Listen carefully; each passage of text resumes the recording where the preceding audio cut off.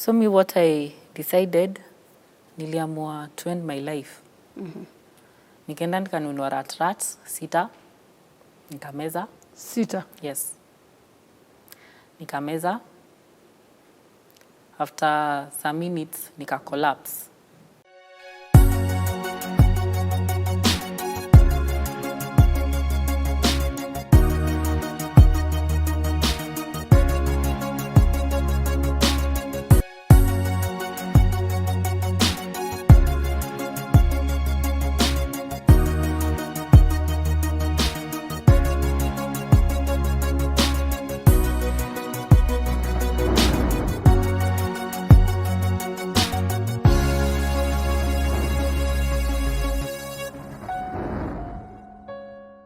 Praise the name of the Lord and good evening. It's that time again when we bring to you the Gorgeous Woman Show live on CTN TV, Nairobi, Kenya. We are always delighted and privileged to host some gorgeous ladies that are bold enough, full of courage, that want to share their story, to declare of the faithfulness of God and to inspire and empower somebody.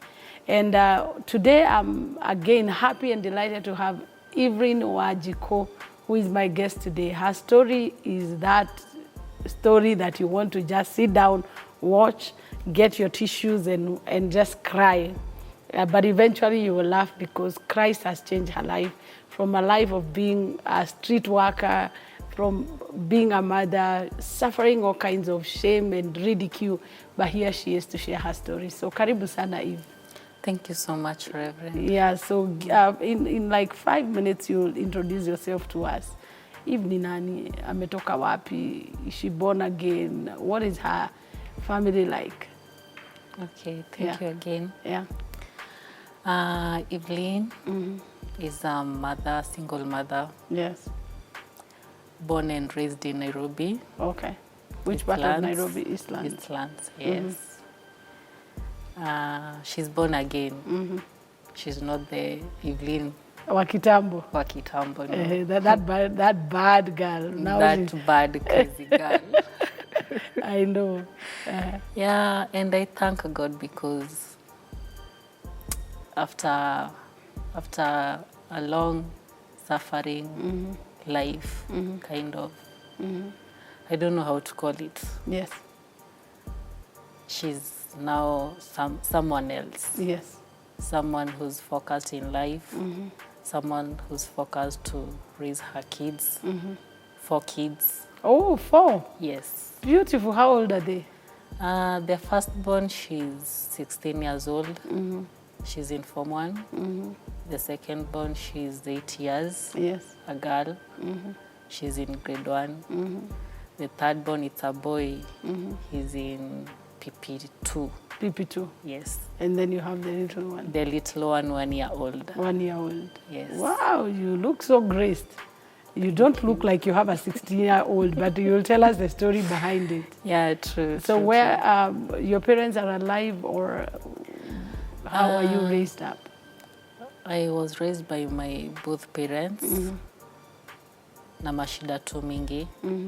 But unfortunately, I lost my dad last month. Oh, last month. Yeah, last month. Why, it's so hard to say that now that it's fresh. Yeah. It's hard. He was unwell. He was unwell. And he went to be with the Lord. Amen. Yes. And how is mom doing? Mom is fine. I thank God now she's safe. She's at home. Recovering. Recovering? Yes. Okay. She's stable now. She's stable now, yes. Because she was equally unwell. Yeah, she was unwell after we lost dad. Things has been happening, but now she's fine. She's fine. Yes. So you have any siblings, brothers, sisters? Yeah, I have siblings. We are 3. You are 3? I'm the second born. You're the second born? Yes. Ah, great. So how was your childhood? My childhood was, let me say, it was quite well because I had my both parents. Though it was difficult because there was a time I grew up without my dad. I used to see my mom struggling to find a living and to raise me. I don't know what happened. I don't know the story behind it. And ilitake muda.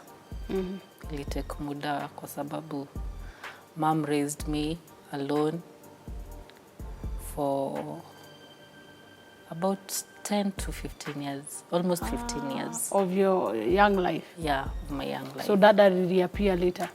Dad appeared later. Okay. So to make it short, I grew up without a father figure. Okay. I came to had that father figure when I was quite old, after nishajijua. Okay. And I used to ask mom, where's dad? Nilishi kumuuliza sana kwa sababu every time back then tulikuwa Eldoret, because mama alitoka na mimi akaenda LD, nikasomea huko for those years. Wengine walibaki? Yeah, wengine walibaki. Oh, okay. Wengine walibaki. Na dad? Yes. Okay. Then dad akawachukua akapeleka kwa shosho. Yeah. So me growing without that strong protection, I normally say it led me where I got myself. Okay. Because at the same time, mama anataka nisome, anataka nikule, anataka nivae, anataka, she wanted all the best for me. Then pia bado nataka hiyo attention ya mzazi. I know. But she wasn't there. Okay. So me, nikitoka shule, it was a public school, nikitoka shule, I'll find myself nikihang tu around huko kwa watoto. Juu najua mama saa yake ya kufika.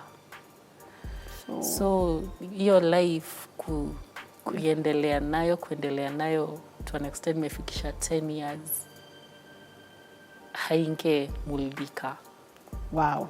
Our viewer, that is just a preview of the story we are about to hear by my guest, Eve Wanjiko. And share and let your friends know, especially parents that are young parents that are coming up, so that we understand where we make mistakes and where we can make it right.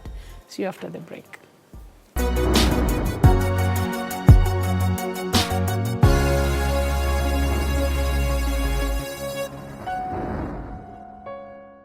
So welcome back, our viewer. Again, my guest is Evelyn Wanjiko.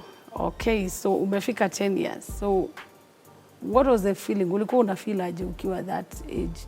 You felt unsafe? Ama kwako ilikuwa tu normal? Mi kwangu ilikuwa tu sawa. I had freedom. Okay. I had freedom kucheza kalongolongo cha mama cha baba. So for me I had that freedom. Because jioni nilikuwa najua ikifika hiyo nyumba mama sikie kuna kitu imego wrong, then I'll face, of which nilikuwa natandikwa kwa sababu I even remember there was a time mama asked me, Shiku natakanga nifanye nini? Lazima nitafute, what do you want me to do? And me, okay, that time haingeni hit kwa sababu sikuwa na that your knowledge ya kujua the meaning of that question. So for me, nilikuwa tu nachukulia ni kawaida. But there was a time ilikuwa inafika na I start asking questions. Mom, where is dad? Situende kwa dad. Oh, ulijuana na your siblings before you left? Yeah, I knew. Mom used to tell me I have siblings. And she used to tell me I have a dad. And there was a time we could come to Nairobi at my aunt's place.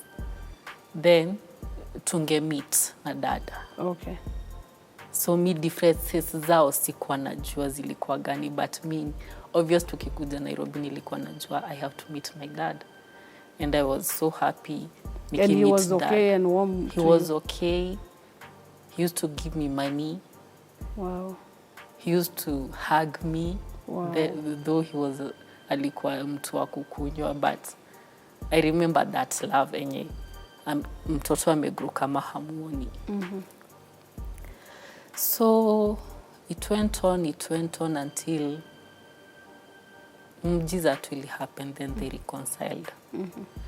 And we came back to Nairobi. Coming back to Nairobi, we stayed in Nairobi for a year. Then Dad decided that we shall go. I think sijui finances, whatever. My big sister, our firstborn, alikuwa anaingia college. So that's life. And then it was tulikuwa tunakaa in a single room. Oh yeah. So I think sijui Dad aliwejika like a man, I don't know. Yeah. So he decided for us to go back to Shago. Then it was another difficult moment because sasa mimi nimerudi Nairobi tena. Mimi nimekuja nikiwa happy na kuja kusomea Nairobi nikiona my dad. And tena inaenda up kuwa naenda Ushago. It wasn't easy for me. Back then I was in class. I remember I was in class 5.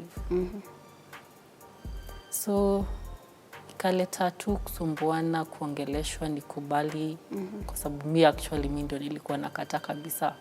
Kwa sababu I remember even there was a time I cried and I told Mom, kama tunaenda Ushago, it's better we go back to Eldoret.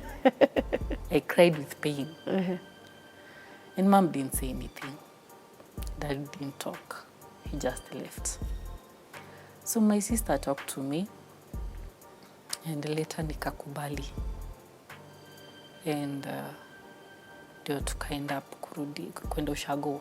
Okay. That Ushago ni Ruiru? No, Ushago ni Murang'a. Ni Murang'a? Ni Murang'a, okay. Yes. So kwenda Ushago, you can imagine hakukuwa kumejengwa.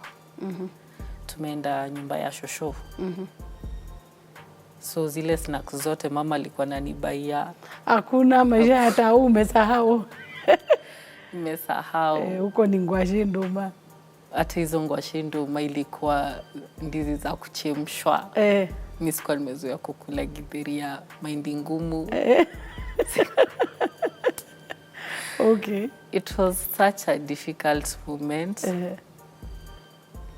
And then again, it led me to another life. The life that sikuwa nimezoea. Okay, I went home. I left Mom here in Nairobi. I stayed with Shosho. So cause pia Mom naye kuna vile alikuwa nakata. So kwenda Ushago, niko na Shosho, niko na my aunt. Hawa wengine wamebaki Nairobi? Wamebaki Nairobi, they're in school. So wewe hujaingia shule? Nimeenda Ushago, sijapelekwa shule direct. So wewe tu ndio ulienda all by yourself? Mimi peke yangu nimeenda. Nimeenda ndio nitafutiwe shule, ndio ni join shule. So kutoka shule ya town kwenda shule Ushago naona watoto hawaendi hata na viatu, hawashuki nywele. Kwanza nilinyolewa nywele, it really pained me. I know. So ilibidi tu nimekubali kwa sababu nilikaa a whole year without going to school. How old were you then? That time I was 11. 11 kwa sababu 12 years. Okay, so unaelewa? Yes, naelewa. Okay. So fast forward, ulisoma umea huko ukamaliza education and everything? Yes. Kwa Shosho? Yeah, kwa Shosho. How was your relationship na Shosho at that time? Shosho was fine. Shosho was good. Shosho loved me. Shosho passed nikijua alikuwa ananipenda. Wow. She loved me, she supported me. She used to tell me, Shiko, I see a strength of a woman in you. Wow. Yani alikuwa tu anaona how hard I can work. She used to talk positive about me. I don't know why. Definitely. It's because she saw what you are today. I don't know what she saw me. I couldn't see it. I know. Kwa sababu mimi sakupeleka Ushago, ni turn to another life. tena another freedom. Shoshu unajua atashinda yakitoka kienda Guataniro. Na unaenda zako? Na mimi naenda zangu. Okay, ulikuwa unaenda gani? Fellowship gani? Nilienda I met some friends. Tulikuwa tunaenda Rowe. Tunaenda kutafuta maji, so kwenda hiyo kutafuta maji mnachezea Rowe. That freedom. Yeah. That freedom led to, I don't know how I can call it. But it wasn't that time I can't say I was naughty, because there are some things siwezi sema nilikuwa najua, because nilikuja kuzijua baadaye. Okay. So mi yangu ilikuwa ile kwenda mnacheza, hizo cha longo mna swim or whatever. Just the kids things. Yeah, the kids things. Okay. Then narudi nimechelewa. Hapo ndio makosa itakujia. Shosho used to spank you? Shosho used to beat me with a mukwa. Na nile mbili tu. Na ni uchungu. Mbili tu na ni hivyo. Mbili, she was very generous. Na alikuwa anajaribu sana akiwa grandma. Yes, a generous beating. A generous. Saa nitalia nilie, then she could feel guilty. And then anakubembeleza. Then ananibembeleza na Wajiko, ungefanya hivi. Are you named after her? No, I'm named after my mom. Okay. Yes. Okay. So it went on for 2 years. Then my mother came back. Okay. She accepted to come home. So that is where things started getting tough. Because when mom came, they were not in good terms with Shosho. And when she came, she stayed at Shosho's place for some months. Then there was a cube, a house. I used to call it ka cube, ka single, ka dog. For a young man. Yes, for a young man. It was my cousin's house actually. Shosho told mom to go settle there. And that is what happened. So hiyo another ni life ingine. So umetolewa kwa main house, then umeenda kwa cube? Umetolewa kwa main house, nimepelekwa kwa cube. Okay. Tunalala hapo, tunapikia hapo, mushi yote.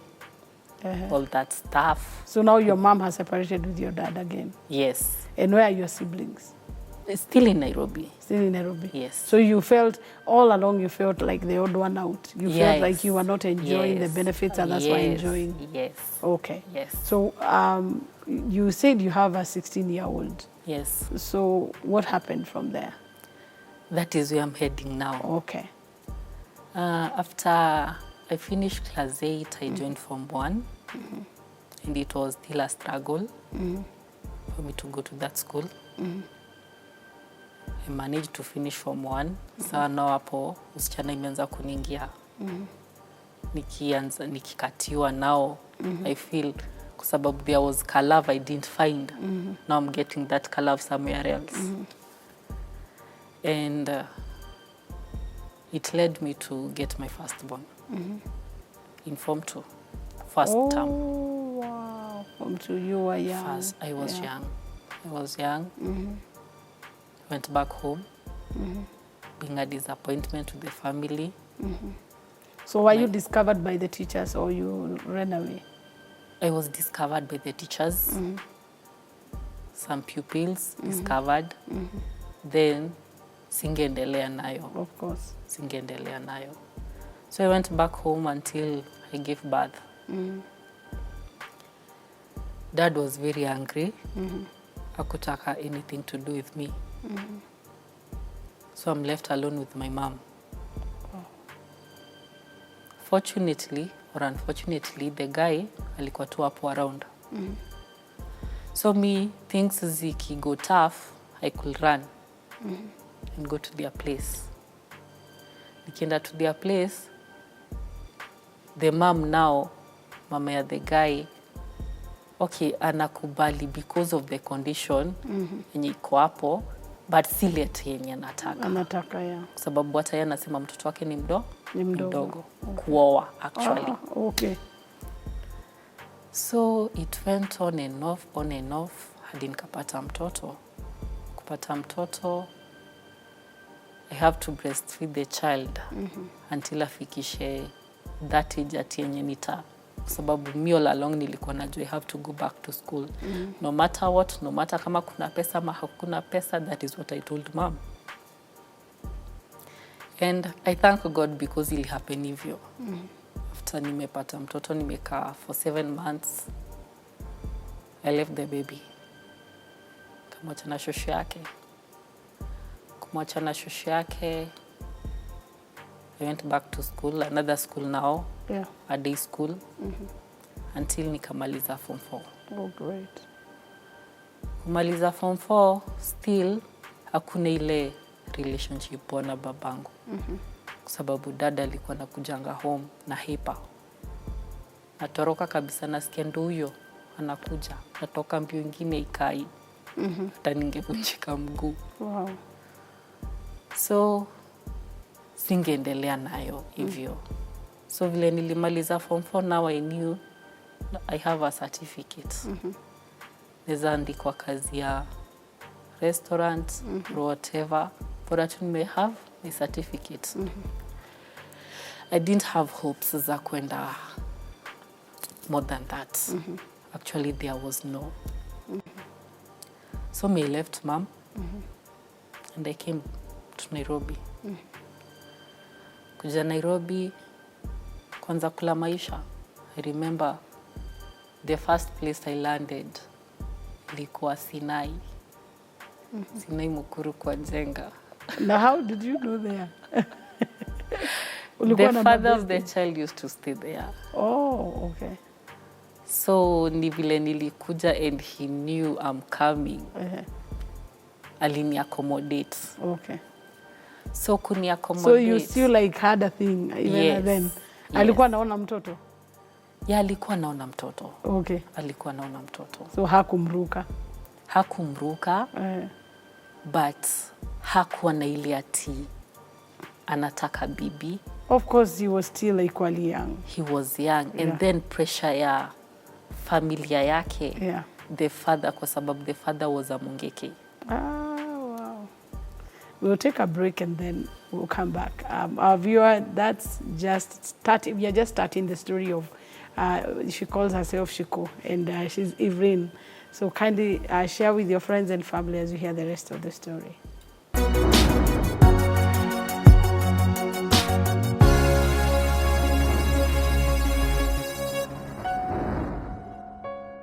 Welcome back, our viewer, as you hear the rest of the story. So, Sinai, Mukuru kwa Jenga. Mukuru kwa Jenga. So you've got accommodation from your, is it boyfriend or something? Boyfriend. Baby daddy. Baby daddy. Okay. Yes. So he gave me an accommodation. We stayed for a while. I got a job at depot. Malikuzwa mafuta. Okay. Mafuta za hizi petroleum, whatever. Ilikuwa, it was a restaurant, but joined with a bar. That was my first job actually in Nairobi. I joined there. That is after tushanza kufurugana hadi nikamtoka, nikatoka kwa nyumba yake.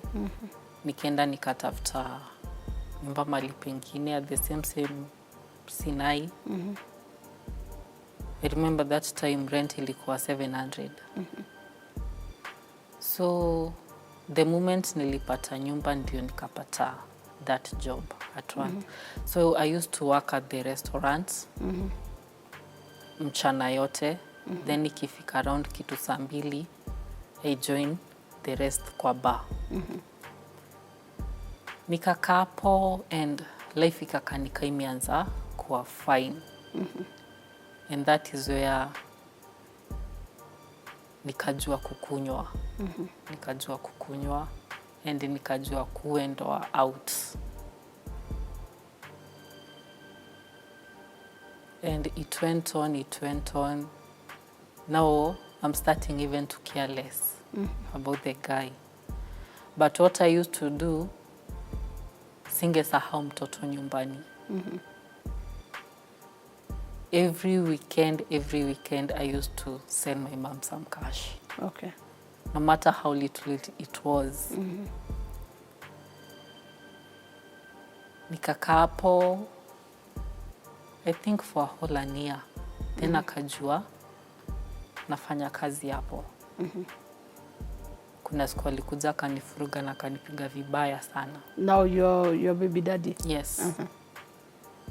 Alikuja in the name of ati mimi ni bibi yake. Okay. Pia yakachapwa vibaya sana. So akasema nimempigisha kwa wanaume wangu. Na mimi nikamwambia you deserve it. Mbona hiyo unanifollow? Yeah. So me it was less to me. Yeah. I stayed there. Sasa now nimejua there is another life. Kutoka hapo kazi kakanika imeisha. Kazi kuisha nikarudi tena kwa nyumba. Kurudi kwa nyumba. No, before kazi ishe, iliisha then nikarudi tena hapo.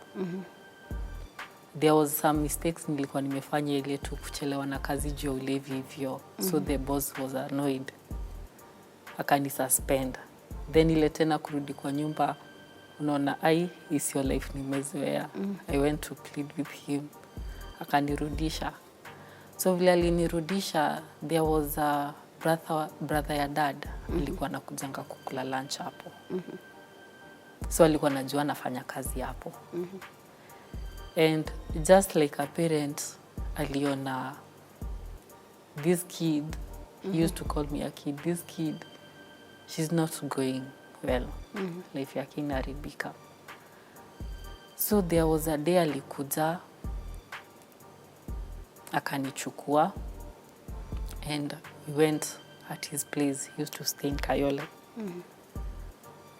Nikaenda nikakaa, akaniambia, for now, just stay here with your mama, now his wife. Nikakaa huko like a week.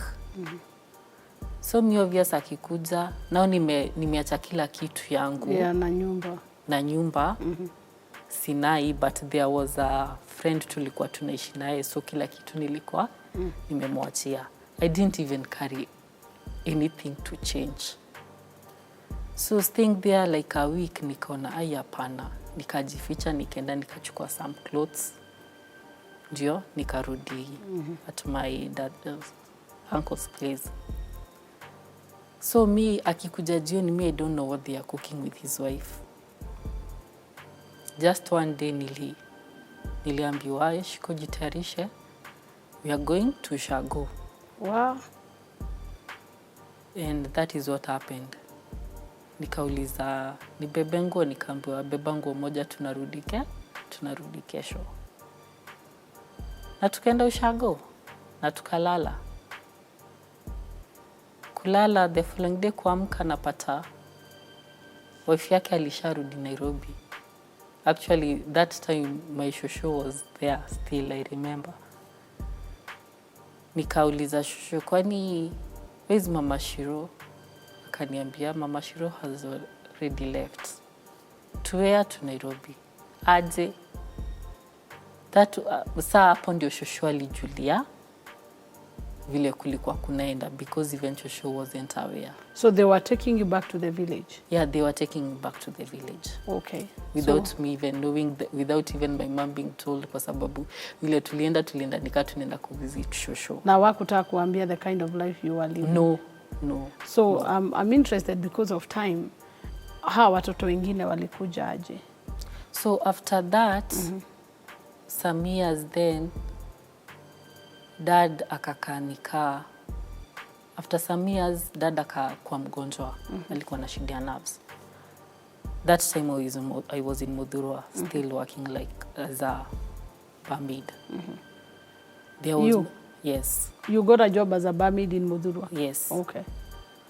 So there was no one to take care of dad. nikatoka, nikaacha hiyo kazi, nikakuja at my dad's place to stay with him because he didn't have anyone to take care of him. So nikamshughulikia hadi akapona. That was like after a year and so. On that process, that is when I met the father of my second born. Okay, so I'm wondering, why are you working in a bar? Is it that you couldn't get another job? I Already you are hooked to alcohol? Okay, I think ilikuwa imeniingia. It was the easiest job to get. Okay. That time, okay, sijui. But sijui na ejama na ile company nilikuwa natembea nayo. Ilikuwa the easiest job to get na ilikuwa kazi. I was earning fast. Okay, how are you earning? Tips? The tips. Ukinunuliwa pombe unarudisha ile wakati unajisikia utaki. So pesa ya haraka. But basically ukiwa kwa bar, you must also be a heavy drinker. Yes. Actually in Modurwa there was a time I even recognized myself. Now I'm becoming an alcoholic. Na by your time una recognize umezama sana. Already I'm in it kwa sababu nikiamka Guinness, mchana yote Guinness, hadi unasahau kukula. The whole night. The whole night. So hata ulali? Hata ulali. Wow. It was a bad life. Sorry. It was a bad life and dad kugonjeka sijui ilikuwa ya God ama ilikuwa ya nini. Hadi waleo sijaielewa. Kwa sababu hiyo ndio ilinitoa to that life. Okay. Nikakuja nika take care of dad. And then now you got the friendship with the second, the father of your second born. The father of my second born. We pushed for a while, months. Akanitafutia kazi Isili, uko kwa Uria, uko juu. It was somewhere in a studio. Na nikaanza kufanya kazi hapo. At first ikaanza fine, ilikuwa poa. Because ilifika mahali hadi nimempeleka home. Nikaenda akasema, this is me. I want Shiko, hivi na hivi. Ikaka ni kitu sasa inajulikana. No nimeacha ile life nimekuwa. Someone's wife. Were you living together that time? No, we were not living together. Okay. But sir, after we went home, come back, ndio, I moved in. Tukaanza kukaa pamoja. After some months, I got pregnant. All that time, sasa hiyo miaka yote hata sikuwa pata mimba mahali. Is it a requirement when you're working in the bar that you have to do prostitution as well? Ama it's voluntary? Unaweza waka kwa bar na ukae clean? Unaweza waka kwa bar and ukwe hautaki anything to do with men. Because that time nikiwaka kwa bar, me all I wanted is alcohol. Oh, wow. All I wanted is alcohol. Going out. That's all I wanted. Na huko ipata watu wana cross the boundary wakilewa? Kuna mtu niligonganga chupa. Okay. Kama amepita boundaries. Okay. Nikamgonga vibaya sana hadi alishonoa some stitches. Nikapelekwa ndani, nikakaa. Okay. It's good to laugh about these things so they are serious, yeah. Nikatoka. Actually yeye ndio alinitoa kwa sababu aliona it was foolishness kwa sababu nishamgonga. Yeye mwenyewe ndiye alikutoa? Yeye mwenyewe ndiye alinitoa kwa sababu yeye ndio alikuwa amekuja kunichokoza. Okay. Mimi nilikuwa raha zangu, yeye ndio alikuja kukuchokoza. Yes. So where was I? You are at where now you are staying together with the father of the second born? The father of the second born. Yeah. After some months I got pregnant. Yeah. And the time I got pregnant, his father passed on. Okay. The same month, I remember kuna vitu siwezi sahau. because for me it was a serious relationship. Haikuwa mchezo ya paka na panya. Me I needed it. Ya kikuja alikuwa anajua what he wanted with me. So that same month when the father passed, that is when things started changing. Because when I told him that I was pregnant, he just told me we can't have a baby now. Wow. So me was like, what? What do I do? Nikaichukulia tu kimzaha. But he was damn serious. So nikamuuliza, what am I supposed to do? Now I'm pregnant. And he said the only thing we can do is abort. It's something sikuwa nimewaifanya. So I told him, hell no, I can't do that.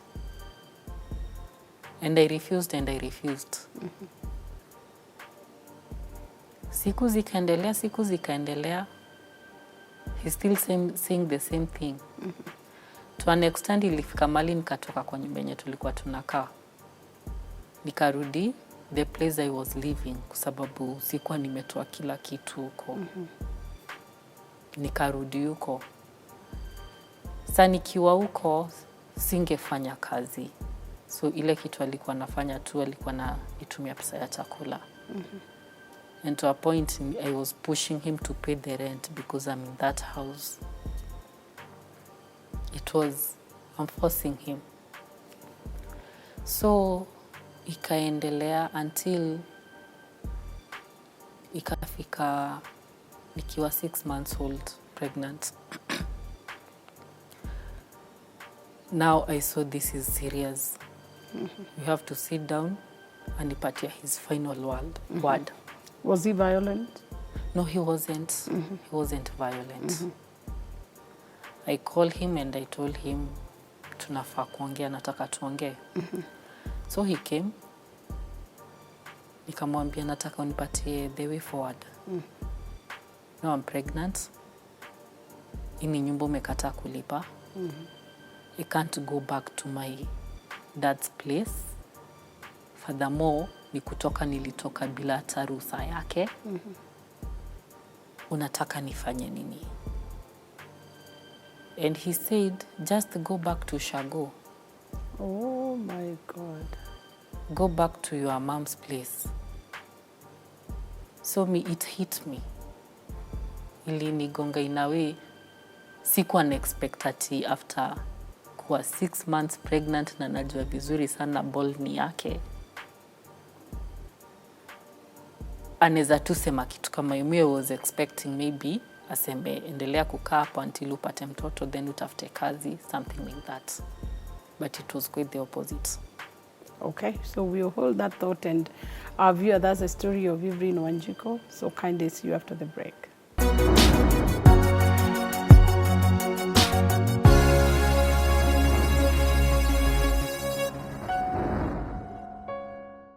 So welcome back, our viewer, as we continue with the story of Evelyn Wanjiku. Okay, so umerudi Ushago ama hukurudi? Sikurudi. What I did, niliamua sasa hapa sitaweza kwenda kuface another embarrassment again. Na huu mtoi wa kwanza akona nani? Bado akona mama. Okay. So me what I decided, niliamua to end my life. Nikaenda nikanunua rats 6. Nikameza 6. Yes. Nikameza. After some minutes nika collapse. I remember nilisikia tu uchungu ingine iko inakaa kwa tumbo. I screamed. Na nikaanguka chini sikujijua tena. So me that scream I think ilita watu neighbors. Wakanichukua wakanipeleka hospitali. Walikuwa wanamjua, wakampigia, he didn't even show up in the hospital. Of course he couldn't. What he did, alitumania dad. Yes, alimtumania, akamwambia your daughter is in mother and child, amekunywa dawa. So mi nilikuwa najisikia the following day. No, after it was 16 hours. I was told ilikuwa 16 hours. Mi nilijisikia vile tu nilijisikia mtu nilipata hapo ni mama. Vile mama alifika mi sijui. So mi niliamka nikapata mama ni kulia tu analia. Nikamuuliza, mama umefikaje hapa? Swali ya kwanza aliniuliza, shiko upendi mtoto wako? Mother tongue. Wajikokote dete mwana waku. Kozi yako hapa na anakupenda ako hapo. Yes. Okay. So me started crying. I cried. Vile mi bili ya hospitali lilipika mi sijui. Kwa sababu vile tu niliamka nikajipata niko hospitali na nikajua it's a private hospital. How will the bill be paid? Na sasa uko pregnant. Niko pregnant. Wanajua? They know. Ni haifichiki sasa. Iko ina head 7 months. So it was a matter of saving me and saving the baby. God is good. Nikatoka. Mama kanichukua. Akanirudisha nyumbani. Mali nilikuwa na aka. Dada akachukua hizo vitu zote. Akaenda kazi yaka. Walikukelelesha? They didn't talk. Wow. They were shocked. The only thing Dad told me, aliniambia, Wanjiko, forget about that guy totally. Mi nikaenda ushago, nikakaa, nikapata mtoto. Mtoto akagrow until 6 months. And then I started feeling hii life nayo inayo sizani. My firstborn is here. Now I have the second born. Hadi kupata sabuni ni shida, sina any source of income. Hakuna mtu hata ananirushia kitu. I'm trying to call even the father. Hachukui simu zangu. Then I came back to Nairobi. Kuja back to Nairobi, now ni kuanzana na life. Sina mahali pa kukaa. Sina anything. Mama amekubali kukaa na mtoto? Nimeacha the firstborn, nilimkalisha nikamwambia weka huko, acha niende nitafute maisha, nitakukuji.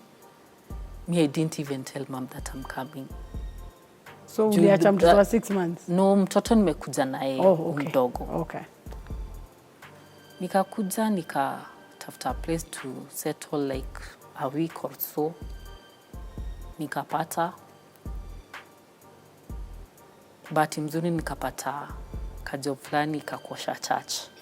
Nilikuwa nalipwa 6,000. So nikafanya hiyo kazi for like some months. Haikumalizania. Then kazi ikaisha. Kuisha nimebaki sasa sina anyway. Mbele nyuma sina. Ni rent, ndisa hiyo nishatafuta hao. Nimetafuta bed, so now I'm somewhere. Na mtoi unaachia nani? Mtoi naenda naye, nilikuwa naenda naye. Ikafika mahali akacha kunyonya. Kwa cha kunyonya, that is when I got a friend. Alikuwa street worker. So mimi nilikuwa namuona, anatoka tu asubuhi, anarudi jioni, saa zingine weekend anakosa hata kurudi. And she was living a good life. I could go to her place na admire tu vile anakaa. So one day nikamuuliza, wewe uenda job wapi? So ni introduce mali wewe uenda kazi. Akaniuliza, utaweza? Nikamwambia of course nitaweza, mbona nisiweze? Kazi yenye siwezi tu ni ya kuua. And akaniambia nijitayarishe the following weekend. Nao mtoto ashafikisha 1 year. Vile akaniambia saa kwanza vile nitavaa. And back in my mind, ukaelewa ni job gani? Hapa kuna maneno but sina option. Tunafaa kukula, nafaa kulipa rent. Back then ilikuwa na arrears ya rent. And hiyo weekend ikafika and we came to town. tulianza na Pangani.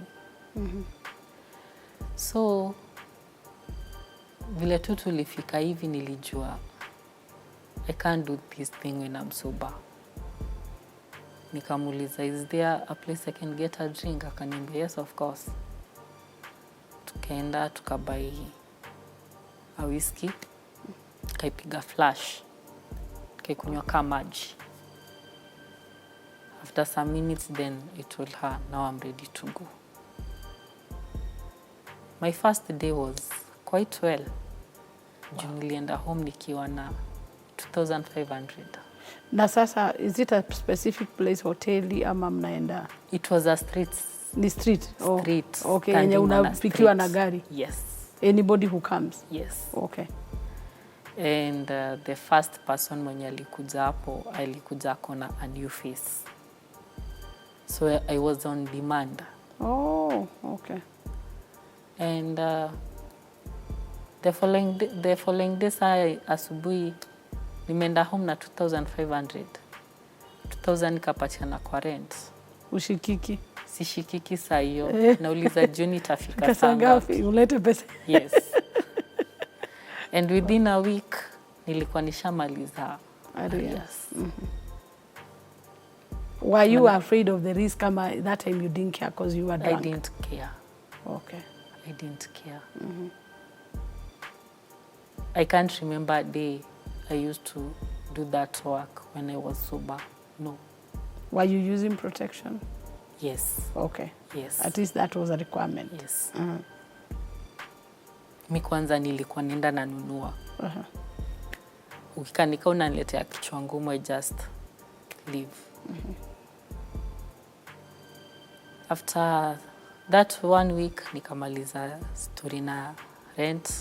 The second week nikajipata sasa nimeanza kununua tu vitu twa nyumba, angalau kanyumba kangu kakaeka nyumba. And your friend is still going with you? Yes. Sasa yeye alikuwa sasa upgrade, alikuwa sijui anaenda place gani. Sasa hadi nilikuwa sasa nishakuwa mwenyeji. Okay. Wow. It went for a while until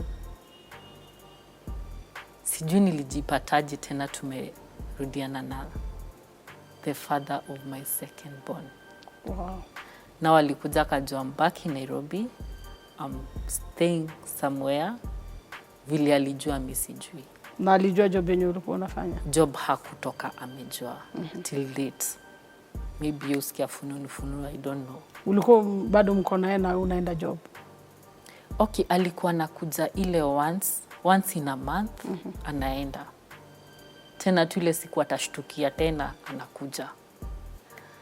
So mi kwangu ilikuwa, wewe ukuje usikuje hiyo ni shauri yako. Mimi nisha move on na nini na life yangu. So yeye kirudi alikuwa narudi in the name of anataka kuona mtoto. So on that process, that is when I got pregnant on my third born. Okay. My boy now. And it was a very tough moment. I can imagine. A very tough one. Because huyu mwingine hata hajafikisha 3 years. Na ndo hii nisha pata mimba ingine. And you're still drinking? And I'm still drinking. Wow. I'm still drinking. It was tough. Saa hiyo nayo ilini lead to another situation yenye sasa singeka, ilifika mali. I couldn't care anything. I couldn't care. I tried to abort that baby. It cost me. God naye I think alikuwa ameshikilia tu. Huyu naye haendi mahali. Huyu ndio atafanya life yako in change maybe. I tried. Juu I remember akiwa 8 months. So hiyo time nilikuwa nenda tu hosi na koniwa naambiwa come this day nenda napata mwenye niliachia pesa hayuko. Then nenda natafuta pesa zingine. Yani business. Yes. So nikiwa 8 months Nao nilikuwa sasa niko na hii pesa ndo hii naenda. So you can imagine going to about 8 months pregnancy. The day nilikuwa niende nitoe, that is when mtoto sasa alikuja. Wow. So God was still working for you. Now, nimeenda, sijaienda clinic. Nimeenda hospitali wananikataa. Kafika mali sasa wako nao ni mtoto ni kukuja na kuja. Acha tu save mtoto tu deal na mama yake baadaye, kesi baadaye. Nikapata mtoto, he was healthy. I don't know how he got healthy. Mimi mwangalia hivi.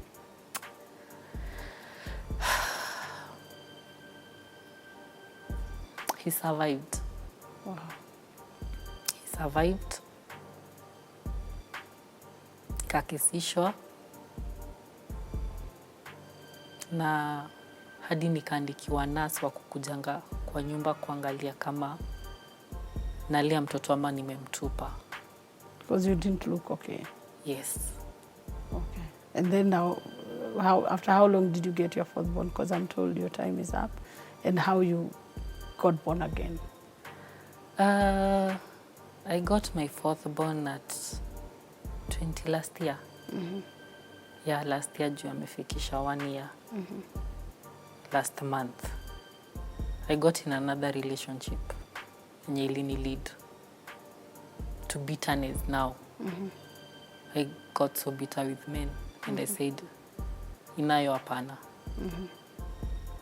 Juna ilifika mali hadi mtoto hataki. Hata yeye. Hata yeye. Hadi mtoto hataki na mtoto ashazaliwa, because I remember even maternity ward, it was the mother who paid, not him.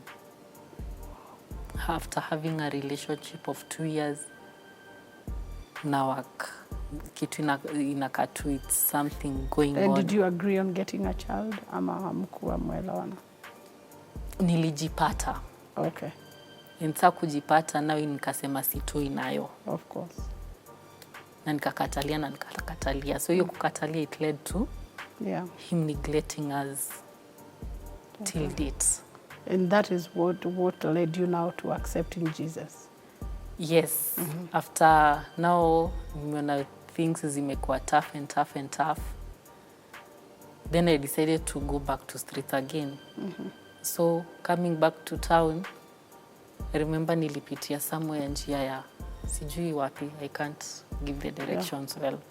Nikapita hapo nje ya church. Then behind my back I had a voice telling me, ingia tu hata kama ni 10 minutes. Nikajipata nimeingia church. Kuingia church, I stayed somewhere there in the corner. I started crying. Oh. I cried until I felt, yes, I've cried. Then Minister Alice saw me. She came and talked to me. Alingangana na mimi sana. Yeah. Kabla nikubali to give my life to Jesus. Finally, kaniambia nikaokoka. Wow. And since then, I'm that girl of Christ. How did your life change after that? After that, nikaka like a month. Like, ulisikiaje after that encounter ya kuokoka? Did you feel any better? I felt like mtu umekuwa ukibeba a very heavy burden. Or how do I call it? An overwhelming thing. Actually, the moment too aliniombea, I felt kitu tu imenitoka kwa shoulders. Wow. My heart I felt peace. Wow. Amen. I felt so much peace. I felt love. Wow. Because I remember she hugged me. Wow. And it was on COVID season. Yeah.